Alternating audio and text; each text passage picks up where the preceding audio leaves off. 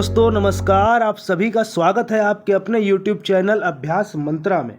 दोस्तों UP TET हो या सुपर टेट हो, प्राइमरी लेवल हो या जूनियर लेवल, संस्कृत की एक धमाकेदार और बेहतरीन सीरीज चल रही है हमारे चैनल अभ्यास मंत्रा पर, जिसमें कि आज क्लास 12 में हम लोग संधि की क्लास 2 में चर्चा करेंगे। दोस्तों संधि की क्लास 1 इससे पहले वाले वीडियो में अपलोड हो चुकी है, जहाँ पर बेसिक कॉन्सेप्ट एक तरीके से सिखाया गया आपको कि कैसे संधि आपको करनी है, कहाँ से शुरुआत करनी है। तो वो वीडियो आप जरूर देख लीजिए। उसके बाद अगर आप ये वीडियो देख रहे हैं तो आपको बहुत ज़्यादा फायदा होगा, नहीं तो इस वीडियो के बाद आप उस वीडियो को देख लीजिएगा।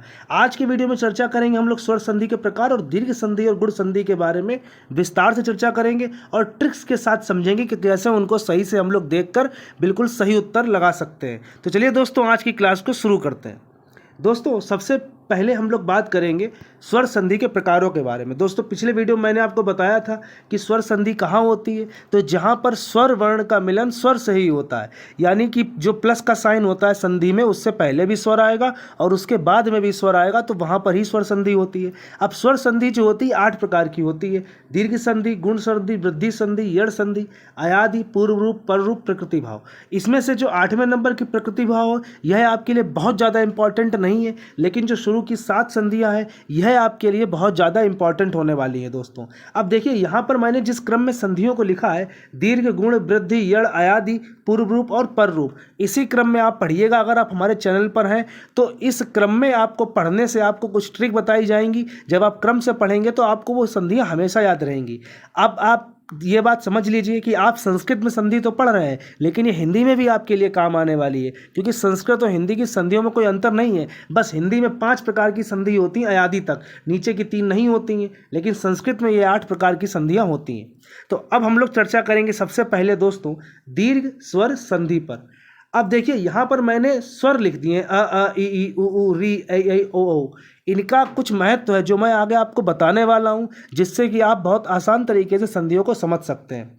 तो सबसे पहले बात करेंगे दीर्घ स्वर संधि के सूत्र के बारे में। यह अक्सर पूछा जा सकता है कि दीर्घ स्वर संधि का सूत्र क्या है। तो इसका सूत्र होता है दोस्तों अकः सवर्णे दीर्घा। याद रखिएगा, दीर्घ संधि का सूत्र होता है अकः सवर्णे दीर्घा। अब यहाँ पर जो अक शब्द आया है इसका मतलब अक प्रत्याहार से है, जिसमें 5 वर्ण आते हैं। अगर आप माहेश्वर सूत्रों को पढ़ेंगे तो पहला माहेश्वर सूत्र होता है अ ई उ ण, दूसरा होता है री ल क। तो पहले में आ से दूसरे के अंतिम इत संज्ञक का तक अक प्रत्याहार मिलता है, जिसमें ये 5 वर्ण आते हैं अ ई उ री ल। अब एक बात समझिए, अक का मतलब तो हो गया ये 5 वर्ण, सवर्ण का मतलब हो गया समान वर्ण, दीर्घ का मतलब हो गया दीर्घ, यानी कि इन 5 वर्णों के बाद समान वर्ण यानी इन्हीं के जैसे दूसरे आ जाए। अब इन्हीं के जैसे दूसरों का मतलब क्या, जैसे आ के बाद आ। अब यहाँ पर देखिए, चाहे एक छोटा आ आए चाहे बड़ा आए, बनेगा हमेशा क्या, दीर्घ। ई और ई के बाद कोई भी ई हो, चाहे पहले छोटी ई आए चाहे बड़ी ई आए, और बाद में भी चाहे कोई ई आ जाए, बनेगी क्या, हमेशा दीर्घ ई। इसी प्रकार से ऊ में भी आप देख सकते हैं, ह्रस्व ऊ और दीर्घ ऊ दोनों के बाद हमेशा दीर्घ ऊ ही बनता है, और री के बाद में भी ये दीर्घ री ही बनती है। तो यही तो दीर्घ स्वर संधि का मतलब है कि अक प्रत्याहार, अकः सवर्णे दीर्घा। अकः का मतलब है अक प्रत्याहार के 5 वर्ण, सवर्ण का मतलब है समान यानी इन्हीं के जैसे वर्ण जब आएंगे इनके बाद, तो दीर्घ यानी हमेशा दीर्घ ही बनता है, यानी हमेशा बड़ा वर्ण ही बनता है, ह्रस्व वर्ण नहीं बनेगा। आ का मिलन आ से होगा तो हमेशा बड़ा आ बनेगा, ई का मिलन ई से होगा तो ई बनेगी हमेशा बड़ी, ऊ के बाद हमेशा ऊ बनेगा, और री के बाद हमेशा री बनेगा। तो ये बात आप याद रखिएगा कि इस दीर्घ स्वर संधि का सूत्र क्या है, अकः सवर्णे दीर्घा। अक का मतलब क्या है, अक प्रत्याहार के 5 वर्ण अ ई उ री ल, इनके बाद सवर्ण यानी इन्हीं के जैसा आएगा तो ही दीर्घ संधि हो सकती है। अब एक बात आप और याद रखिएगा कि इन 5 वर्णों के बाद यही सेम 5 वर्ण आने चाहिए इन्हीं के जैसे, तो ही वहां दीर्घ संधि हो सकती है। दूसरी बात, दीर्घ मात्रा जब आएगी तभी दीर्घ संधि होगी। कैसे, आइए समझते हैं। देखिए दोस्तों यहां पर एक एग्जाम्पल लिखा हुआ है, जैसे दैत्य प्लस अरि।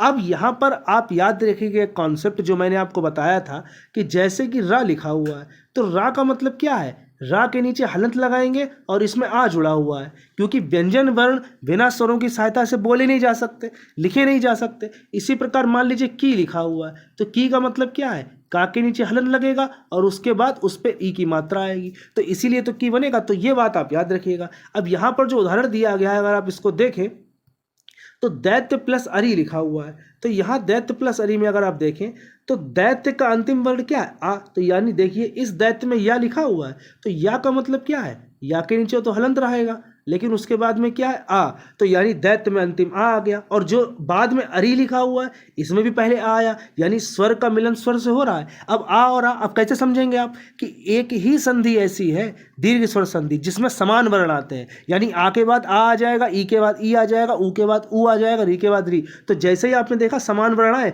तो बड़ा कर देना है। तो या जो छोटा सा था या को बड़ा कर दिया तो दैत्यारी बन गया। और एग्जाम्पल देखिए, हिम प्लस आलय, इसमें आ है, यहाँ पर बड़ा आ है, तो आ और आ मिलकर बनेगा हमेशा दीर्घ, क्योंकि समान वर्णों की संधि एक ही है पूरी दुनिया में जिसका नाम दीर्घ स्वर संधि है। तो ये हिमालय बन गया। इसी प्रकार से विद्या प्लस अर्थी, अब यहाँ पर बड़ा आ है, यहाँ पर छोटा आ है, तो उससे कोई मतलब ही नहीं, आ होना चाहिए बस। बनेगा क्या? बड़ा, तो विद्यार्थी हो गया, तथापि हो गया, महाशय हो गया, महाधनाशय। तो ये कुछ उदाहरण है जिसमें कि आप समझ गए होंगे। अब आगे कुछ और उदाहरण पे हम लोग चर्चा करते हैं। देखिए दोस्तों, कपि प्लस इंद्रा लिखा हुआ है, तो पा में पी का मतलब क्या है कि पा के नीचे तो हलंत है, बाद में ई है, यानी कि इसके कपी में क्या है? आखिरी में ई। और इंद्र का पहला क्या है? ई। तो हमेशा समान वर्ण आ गया, तो बनेगी क्या? हमेशा दीर्घी, इसीलिए पा के ऊपर मात्रा आ गई और हमारा शब्द क्या बन गया? कपींद्र। इसी प्रकार से मुनीश्वरा में मुनिधन ईश्वर, महिंद्रा का महीधन इंद्र, गिरीशा का गिरिधन ईशा और श्रीशा का श्रीधन ईशा। तो याद रखिएगा कि जब भी कभी समान वर्णों की संधि होगी तो केवल और केवल दीर्घ संधि उसका उत्तर होगा और मात्रा आपको बड़ी कर देनी है। जहाँ से शब्द को तोड़ेंगे वहाँ मात्रा बड़ी कर देनी है। यही इस संधि की ट्रिक भी है पहचानने की। याद रखिए, मैं ट्रिक बता रहा हूँ आपको। जैसे कि आप समझिए, ये मान लीजिए यहाँ पर लघुर्मी लिखा हुआ है, तो आप कितना भी आपने कम पढ़ाओ पर आप इतना समझेंगे कि लघुर्मी लघु से टूटेगा। तो जैसे ही आपने लघु देखा तो लघु के बाद बड़े की मात्रा आ रही, यानी दीर्घ मात्रा आ रही, तो दीर्घ संधि कर दीजिए। अब क्या संधि विच्छेद होगा? लघु प्लस उर्मी। जैसे कि आपको बताएं, जैसे मान लीजिए कि आपने गिरीशा लिख कर आया और पेपर में दिया है कि गिरीशा का संधि विच्छेद कीजिए, तो आप इसको कहाँ से तोड़ेंगे? गिरी से। तो जब आप इसको गिरी से तोड़ेंगे तो आप देखेंगे गिरी के बाद बड़ी की मात्रा आ गई, तो जैसे ही दीर्घ मात्रा आई दीर्घ संधि हो जाएगी। जैसे कि मान लीजिए कि तथापि आ गया, तो तथापि को आप कहाँ से तोड़ेंगे? तथा से। तो तथा के आगे आप देखेंगे तथापि को, तथा के बाद बड़े आ की मात्रा लगी हुई है, तो दीर्घ संधि हो गई। यानी कि जहाँ से आप शब्द को तोड़ेंगे उसके बाद बड़ी मात्रा मिलेगी, बड़े आ की मात्रा, बड़ी ई की मात्रा, बड़े ऊ की मात्रा, तो दीर्घ संधि होगी। और संधि विच्छेद पढ़ने के लिए आपको थोड़ा सा शब्दों का ज्ञान होना चाहिए, बस इतना सा है। तो जहाँ से शब्द को तोड़ें वहां पर बड़ी मात्रा, जैसे देखिए भानु उदय, तो भानु के बाद बड़े की मात्रा आ गई, यानी दीर्घ संधि होगी। इसी प्रकार से मान लीजिए लिखा हुआ है बधू उत्सव। अब यहाँ पर यह ध्यान रखिएगा कि बधू में बड़े की मात्रा होती है, ये गलती मत कर दीजिएगा। बधू में छोटे की मात्रा, तो बधू में ऊ है दीर्घ ऊ और बाद में ह्रस्व ऊ, तो दीर्घ ऊ और ह्रस्व ऊ मिलकर क्या बनेंगे? हमेशा दीर्घ ऊ बनेगा, तो बधूत्सव हो गया। तो ये संधि का तरीका क्या है? पहला तो ये, जब संधि विच्छेद करेंगे या संधि विच्छेद दिया हो तो दोनों तरफ समान वर्ण होंगे और बनेगा हमेशा क्या? दीर्घ, इसीलिए संधि का नाम दीर्घ संधि है। और अगर आपको कोई शब्द दिया हो उसके बाद शब्द को तोड़ना हो, तो जहाँ से शब्द को तोड़ा जाएगा वहाँ पर दीर्घ मात्रा होगी, तो आप देख के पहचानिए कि वहाँ पर दीर्घ संधि ही होगी और कोई संधि वहाँ पर नहीं होगी। इसके अलावा अन्य एग्जाम्पल देखिए, मात्र प्लस रिकारा, तो मातृकारा। अब यहाँ पर संधि कैसे? देखिए, जो री होता है वो हम इस तरीके से बनाते हैं, लेकिन जो दीर्घ री होगा उसमें यहाँ पर डबल हम मात्रा कर देंगे। तो जैसे आप इसमें देख सकते हैं, ये एग्जाम्पल में ता के नीचे एक और रा होनी चाहिए। इसमें देखिए मातृ में ता के नीचे डबल री लगी हो, क्योंकि मातृ में री आया है, बाद में री आया है, तो दीर्घ री हो जाएगी। तो ये कुछ उदाहरण थे दीर्घ संधि के। उम्मीद है आपको समझ में आया होगा। देखिए दोस्तों, जरा भी कंफ्यूजन हो या कुछ भी दिक्कत हो तो आप कमेंट बॉक्स में जरूर लिखिएगा। अब अगली संधि पे चर्चा करेंगे हम लोग दोस्तों, गुण स्वर संधि। अब यहाँ पर इस ओलम का आप ये जो मैंने स्वर लिखे हुए हैं अ ई उ री ऐ ओ, इनका क्या मतलब है? देखिए, जब आपने दीर्घ संधि पढ़ी तो दीर्घ संधि में आप देखिएगा कि दीर्घ संधि में क्या हुआ, इस आ के बाद क्या आया? आ आया था, बस इतना याद रखिए। आ के बाद क्या? आ आया था। तो एक एक करके अब आगे बढ़ना है, मतलब आ के बाद ई आएगा, आ के बाद ऊ आएगा, आ के बाद री आएगा, ये गुण संधि में आ जाएंगे। मतलब क्रम से बढ़ना है। देखिए फिर से समझ लीजिए, दीर्घ संधि में आ के बाद क्या आया है? आ आया है, तो दीर्घ के बाद हमें कौन सी पढ़नी है, गुण पढ़नी है। तो गुण में हम थोड़ा आगे बढ़ जाएंगे, मतलब पहले तो आ ही आएगा, लेकिन आ के बाद आपकी ई आ जाएगा, आ के बाद ऊ आ जाएगा, आ के बाद री आ जाएगा। और मैं आपको आज और बता दूं कि जैसे गुण के बाद वृद्धि का नंबर आता है, तो वृद्धि में क्या होगा, आ के बाद ए आ जाएगा, आ के बाद ओ आ जाएगा, आ के बाद औ आ जाएगा, मतलब एक क्रम से। इसीलिए मैंने स्वरों को लिखा कि दीर्घ संधि में पहले आ के बाद आ आया, गुण संधि में हम 3 वर्ण आगे बढ़ गए, मतलब आ के बाद ये तीनों वर्ण आ जाएंगे, और वृद्धि संधि में आ के बाद ये चारों वर्ण आ जाएंगे। तो ऐसे भी आप समझ सकते हैं कि आपने क्रम से लिख रखा है, पहले आ के बाद आ जाए तो दीर्घ संधि, आ के बाद इन चारों में से कोई वर्ण आ जाए तो फिर गुण संधि, और आ के बाद इन चारों में से कोई आ जाए तो वृद्धि संधि। तो इसलिए मैंने लिखा है कि यहाँ से भी आप थोड़ा आइडिया तो लगा ही सकते हैं, और उम्मीद है कि ऐसे आपको और अच्छा समझ में भी आ सकता है। तो अब हम लोग बात करें गुण संधि। तो दोस्तों, गुण संधि का जो सूत्र होता है वो होता है आद गुणा। क्या होता है, आद गुणा। अब मैंने आपको जब सबसे पहला वीडियो संस्कृत का बनाया था तो उसमें मैंने आपको बताया था कि 2 गुण स्वर होते हैं, ए और ओ, ठीक है, याद रखिएगा, इनको गुण स्वर कहा जाता है। क्यों कहा जाता है, क्योंकि गुण संधि में यही बन जाते हैं, मतलब ए की मात्रा और ओ की मात्रा बन जाती है। अब आ के बाद क्या आ सकता है, ई, आ के बाद क्या आ सकता है, ऊ, आ के बाद क्या आ सकता है, री। तो जब देखिए पहले आ ही आएगा, तो पहले आ आया, पहले आ आया, पहले आ आया, पहले आ आया, ह्रस्व आ आए चाहे दीर्घ आए, आ ही बोलेंगे। अब इसके बाद में ई आ जाए तो क्या बन जाएगा, ए। अगर इसके बाद में ऊ आ जाए तो क्या बन जाएगा, ओ। क्योंकि मैंने आपको पहले भी जब उच्चारण स्थान पढ़ाए तो बताया हुआ है कि आ और ऊ को मिलने से ही ओ बनता है, और आ और ई के मिलने से ही ए बनता है। तो आ के बाद अगर ई आ जाए तो ए बना दीजिए, आ के बाद अगर ऊ आ जाए तो ओ बना दीजिए, आ के बाद री आ जाए तो यहाँ पर अर्थ नहीं अर होगा, अर कर देंगे, और आ के बाद अगर लिरी आ जाए तो अल। अब देखिए उदाहरण से बहुत अच्छे से आप समझ लेंगे। देखिए जैसे पहला उदाहरण लिखा हुआ है उप प्लस इंद्रा, तो जब इस उदाहरण को आप देखेंगे तो देखेंगे पा में आखिरी में आ लगा हुआ है और इंद्रा में आखिरी में ई लगा हुआ। तो जैसे ही आपने देखा कि आ के बाद ई आया, यानी हम एक कदम आगे बढ़ गए हैं, तो गुण संधि होगी, और आ और ई के मिलने से क्या होगा, ए बन जाएगा। अब ए कैसे बनेगा, तो देखिए एक बात समझ लीजिए। जैसे कि आप देखिए कि लिखा हुआ है उप प्लस इंद्रा, तो यहां पर क्या होगा कि उप कैसे लिखा हुआ, पा के नीचे तो हलंत होगा, तो आ प्लस इंद्रा। तो ये जो आ और ई है ये मिलकर क्या बना देगा, ए, और ए की एक मात्रा होती तो यही मात्रा पा के ऊपर हो जाएगी तो पूरी हो जाएगी, तो उपेंद्रा बन जाएगा। इसी प्रकार से देखें गण प्लस ईसा, तो आ यहाँ आया है, ई यहाँ आया, ए बनेगा, ए ही बनेगा, आई नहीं बनेगा, क्योंकि डबल मात्रा कभी नहीं होंगी, क्या बनेगा, ए। और यही गुण संधि की ट्रिक है कि जहाँ से देखिए दीर्घ संधि में मैंने आपको क्या बताया कि जहाँ से शब्द को तोड़ते हैं वहाँ पर दीर्घ मात्रा मिलती है, यानी बड़े आ की मात्रा, बड़ी ई की मात्रा, बड़े ऊ की मात्रा।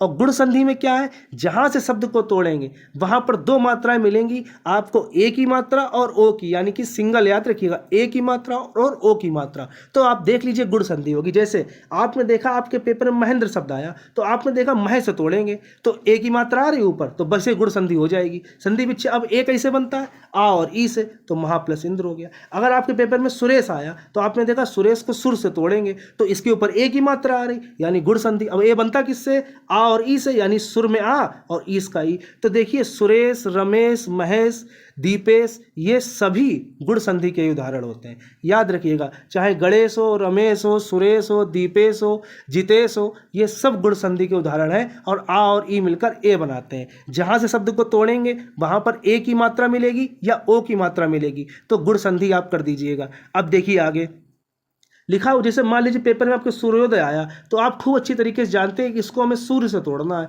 तो सूर्य के बाद ओ की मात्रा मिल गई, तुरंत गुण संधि कर दीजिए। अब ओ बनता किससे, आ और ऊ से, तो सूर्य में आ है आखिरी में और उदय में ऊ है, तो दोनों मिलकर ओ बन जाएंगे, तो सूर्योदय बन जाएगा। इसी प्रकार से हितोपदेशा, आप खूब अच्छी तरीके से जानते हैं कि इसको हित से तोड़ना है, हित के बाद ओ की मात्रा आ रही, तुरंत गुण संधि कर देंगे। ओ किससे बनता है, आ और ऊ से, तो हमें आ और ऊ का मिलन कराना है, तो हित में आ कर दिया, ऊ में ऊ, उपदेश में ऊ कर दिया, तो गुण संधि हो गई। इसी प्रकार से महोत्सव, जलोर्मी, जल प्लस उर्मी, जल का आ और यहाँ पर ऊ, तो क्या बन जाएगा, ओ, तो जलोर्मी हो जाएगा। गंगोदगम बहुत ही इंपॉर्टेंट एग्जाम्पल है, तो गंगा प्लस उदगम। आपने देखा कि मान लीजिए आपको गंगा नहीं पता, आपको गंग पता है, गंग के बाद में ओ की मात्रा आ रही तो आप समझ लीजिए गुण संधि होगी। अब गंगा प्लस उद्गम तो संधि विच्छेद सही से पढ़, थोड़ा सा शब्दों को आपको पढ़ना पड़ेगा कि गंग प्लस उद्गम कोई शब्द नहीं, गंगा प्लस उद्गम ही शब्द होता है। तो याद रखिए जहां से भी शब्द को तोड़ेंगे वहां पर ओ मिलना चाहिए या ए मिलना चाहिए, ए की मात्रा या ओ की मात्रा, गुण संधि हो जाएगी। संधि विच्छेद कैसे करेंगे तो आ और ई को मिलाने से ए बनता है, आ और ऊ को मिलाने से ओ बनता है, उसी हिसाब से हम तोड़ेंगे। अब कुछ आगे एग्जाम्पल देखिए मैंने आपको क्या बताया कि जहां पर आ और री का मिलन होता है वहां पर अर बनता है। अब देखिए यहां पर देव प्लस ऋषि लिखा हुआ है, तो देखिए देव कैसे लिखा होगा, वा के नीचे तो हलंत रहेगी, आगे आ होगा और आगे ऋषि का री है, तो होगा क्या कि ये आ और री मिलकर अर बना देंगे। क्या बना देंगे? अर बना देंगे। अब ये जो आ होगा ये तो वा में जुड़ जाएगा तो वा को पूरा कर देगा, और ये जो आधा रा होगा ये ऊपर उड़ जाएगा तो देवर्षि बन जाएगा। इसी तरीके से महर्षि, महा प्लस ऋषि। अब जितने भी एग्जाम्पल है आप चाहे रट्टा मान लीजिए चाहे समझ लीजिए, देवर्षि, महर्षि, सप्तऋषि, राजर्षि, पितृषि, ये सभी गुण संधि के ही उदाहरण होते हैं और सब में आखिरी में ऋषि आता है। देव प्लस ऋषि ही देवर्षि ही, महा प्लस ऋषि ही महर्षि, सप्त प्लस ऋषि ही सप्तऋषि। तो ये सभी उदाहरण भी आप याद रखिएगा। जिसमें भी उड़ती हुई रा है ऋषि वाले वो सब गुण संधि के उदाहरण होते हैं।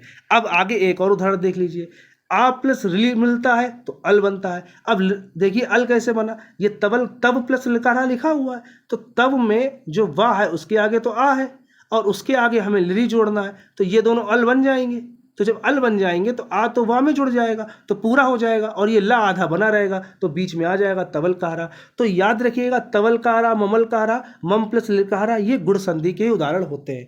तो याद रखिए, फिर से मैं आपको रिवाइज करा दूं कि जो शब्द को आप तोड़ें और अगर वहाँ पर बड़े आ की मात्रा, बड़ी ई की मात्रा, बड़े ऊ की मात्रा है तो दीर्घ संधि करनी है, और दीर्घ संधि समान वर्णों की होती है। तो जब प्लस का साइन होगा उसके आगे पीछे समान वर्ण ही रहेंगे, चाहे आ रहे चाहे ई रहे। इसके अलावा गुण संधि में क्या है कि जब गुण संधि में शब्दों को आप तोड़ेंगे वहाँ पर ए की मात्रा, ओ की मात्रा या ऋषि वाले शब्दों में आखिरी में उड़ती हुई रा मिलेगी। तो जब ए की मात्रा मिले तो आ प्लस ई से तोड़ना है क्योंकि आ और ई को मिलाने से ए बनता है, और जब ओ की मात्रा मिले तो आ और ऊ से जो तोड़ना है क्योंकि आ और ऊ से ही ओ बनता है। तो ये कुछ संधियों के उदाहरण और दो संधि के प्रकार दीर्घ संधि, गुण संधि पढ़ाई मैंने आपको। अगली क्लास में हम लोग वृद्धि और ऋण संधि के बारे में बहुत ही ट्रिक और बहुत ही अच्छे तरीके से समझने की कोशिश करेंगे। कोई भी डाउट हो, जरा भी कोई प्रश्न हो, आप कमेंट बॉक्स में जरूर लिखिए, आपकी समस्या का निस्तारण जरूर ही किया जाएगा। वीडियो अच्छा लगा हो दोस्तों तो लाइक और शेयर कर दीजिए। बहुत बहुत धन्यवाद दोस्तों।